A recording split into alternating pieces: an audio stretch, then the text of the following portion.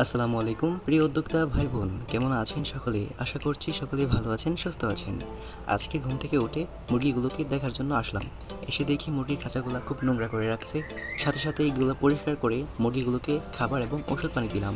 আজকে আমাদের আলোচ্য বিষয় হচ্ছে মুরগিগুলোকে কীভাবে আমরা ওষুধ এবং খাবার দিচ্ছি এগুলো দেখাবো আপনাদের। মুরগিগুলো বাজার থেকে কিনে আনার আজকে তৃতীয় দিন। এই তৃতীয় দিনে আমরা যে ওষুধগুলো দিচ্ছি র্যানামাইসিন আর সিএফসিন, এই দুইটি ওষুধই আমরা 3 দিন করে কন্টিনিউ করব। আজকের পর থেকে সিএফসিন ওষুধটা আর দিব না এবং র্যানামাইসিন ওষুধটাও দেবো না। র্যানামাইসিন ওষুধটা আমরা সকাল দিই না, আমরা বিকেলে দিই ঠান্ডা ওয়েদারে। আর এই সিএফসিন যে পাউডারটা এটা সকালে দিই, কেননা রাতে এইগুলো ময়লাগুলো টুকরো টুকরি করে খাই, যাতে তার পরিপাকতন্ত্র ভালো থাকে। সকালে এটা দিই। এই ওষুধটা খুবই কার্যকর। আমি খাওয়ানোর পরে আমার মুরগিগুলো আলহামদুলিল্লাহ অনেক সুস্থ। যাই হোক, আজকের কাজগুলো করে আমি অনেক ক্লান্ত। আর আজকে মজার বিষয়টা হচ্ছে আমার আম্মু আমার সাথে বাড়িতে থাকে না। আমার বাবা খাড়া মোহাম্মদী হাই স্কুলের শিক্ষক, তিনি ওইখানে চাকরিরত আছেন।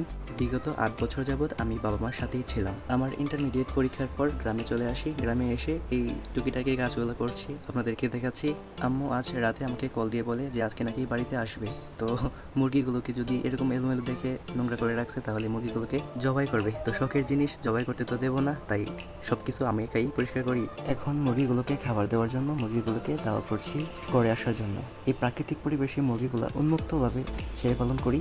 আর মুরগিগুলোর জন্য আপনারা দোয়া করবেন, এগুলো যেন সুস্থ থাকে এবং সুন্দরভাবে বেড়ে ওঠে। গবাদি পশু পাখি পালন, রোগব্যাধি ও চিকিৎসা এসব রিলেটেড ভিডিও দেখতে আমার চ্যানেলটি অবশ্যই সাবস্ক্রাইব করে পাশে থাকবেন।